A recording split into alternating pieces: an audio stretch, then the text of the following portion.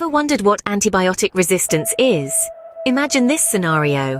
Antibiotics, those life-saving medications we've relied on for over a century, are engaged in a microscopic battle with bacteria. But here's the catch. Bacteria are no ordinary foes. They're clever little creatures that have learned to evolve and adapt to survive in different environments. When we send antibiotics into the fray, their mission is to terminate these bacterial invaders. Yet some bacteria are crafty enough to survive this onslaught. They possess unique mutations or genes that make them resistant to the antibiotics. Like tiny superheroes, they withstand the attack that wipes out their companions. But here's where the plot thickens. These surviving bacteria don't just live to fight another day. They multiply, and in doing so, they pass on their resistance to their offspring. It's as if they are training an army of super bacteria, each one more resistant to our antibiotics than the last. And it doesn't stop there. These resistant bacteria can even share their resistance with other bacteria. Imagine a secret exchange of survival tactics on the bacterial battlefield, creating an increasingly powerful enemy. So we find ourselves in a situation where the weapons we once relied on are becoming less and less effective. The antibiotics that were once our greatest allies in the fight against bacterial infections are being outsmarted. And as bacteria continue to evolve and share their survival secrets, we're forced to ask, how can we keep up? This survival and multiplication of resistant bacteria diminish the effectiveness of antibiotics. It's a global problem that's been brewing under our noses, in our hospitals, and in our bodies. It's a challenge that requires our attention, our ingenuity, and our collective action. But don't worry, this isn't a battle we're destined to lose. Together we can turn the tide in the fight against antibiotic resistance. Stay tuned to find out how. But why is antibiotic resistance such a big problem, you may ask? Here's the thing. Antibiotic resistance transforms once easily treatable infections into stubborn foes. Let's say you've got a common infection. In the past, a dose of antibiotics would have you right as rain, but now the bacteria have evolved, they've become resistant, and the antibiotics that used to work, well, they just don't anymore. This resistance doesn't just mean a longer bout of illness, it's a domino effect. It translates to longer hospital stays. And let's be honest, no one wants to be in hospital a minute longer than necessary. It can also mean more severe illnesses. We're talking about diseases that shake you to your core, that steal away your strength and leave you feeling like a shell of your former self. In the worst-case scenarios, it can even mean death. Yes, you heard it right. What once was a simple infection could now become a life-threatening situation, all thanks to antibiotic resistance. And it doesn't stop there. These antibiotic-resistant bacteria aren't content to just stay put. They spread, especially in places like hospitals and other healthcare settings. Think of it like this.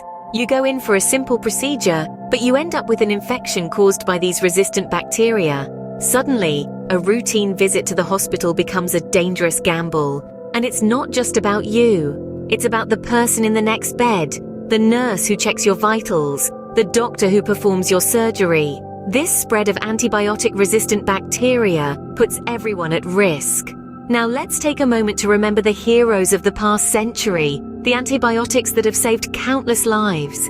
Their power is waning, their effectiveness threatened by the very bacteria they were designed to kill. And all this is happening right now, even as we speak. Thus, antibiotic resistance poses a significant threat to healthcare.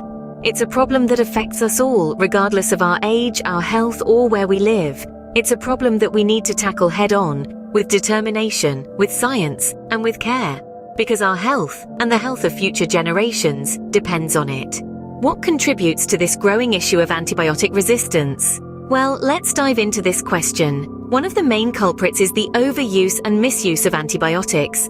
Picture this.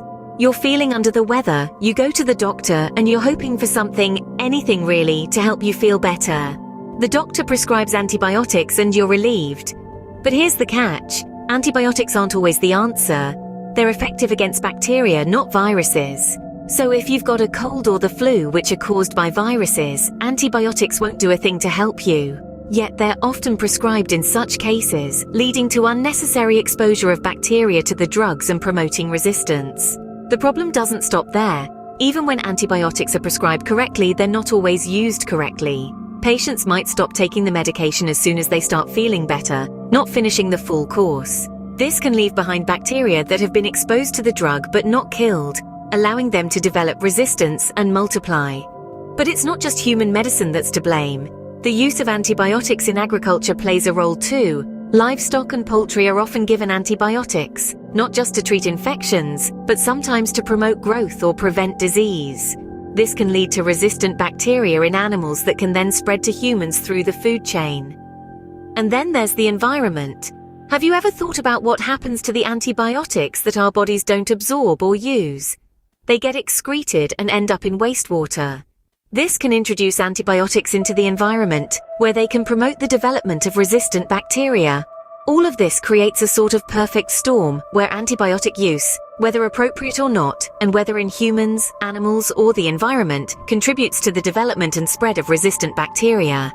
These factors collectively contribute to the intensifying problem of antibiotic resistance. But what can we do to combat this issue and ensure that antibiotics remain effective weapons against bacterial infections? What's the way out? Use antibiotics wisely, only when necessary, and complete the prescribed course. Implementing good hygiene practices like hand washing can prevent infection spread, reducing antibiotic dependence. In farming, we need stricter antibiotic use, and globally, we must keep our environment clean. Everyone has a role in fighting this threat to keep antibiotics effective. Remember, every action counts towards safeguarding our health future. Enjoyed this summary? Don't forget to like, share, and subscribe to Science Sparkles for more insights.